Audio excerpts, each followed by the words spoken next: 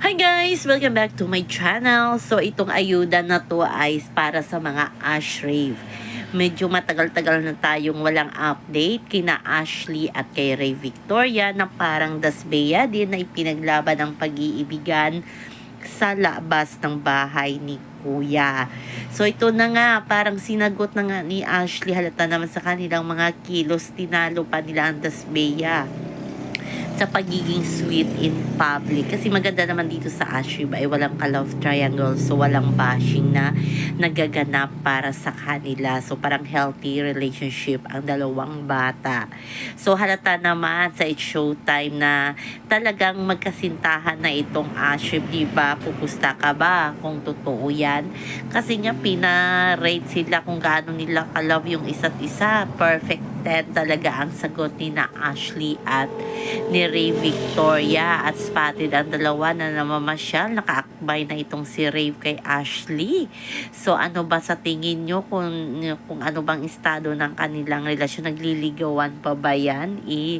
Halata naman na type nila ang isa't isa at pinanindigan naman ni Ray ang sinabi niya kay Ashley. Natutuhanan talaga outsider, at ngayon nga ay ipinapakita na talaga ni Ray kung gaano niya ka-love itong si Ashley. Sabi nga niya, sagot niya nga sa It's Showtime, talagang totoo nga pala na yung true love makikita sa loob ng bahay ni Kuya. So sana maging totoo yan ang kay Rave na true love niya na talaga itong si Ashley Sarmiento. Pero ang babata pa nila, pero malay natin, di ba?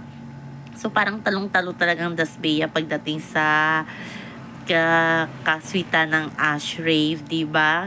Bata pa pero talagang public na public talaga si Rave, na vocal talaga sa kanyang nararamdaman kay Ashley. Ganon din si Ashley, di ba? Nung tinanong siya, sinagot niya kaagad na nanliligaw na talaga itong si Rave sa kanya. So wala silang tinatago sa kanila mga fans.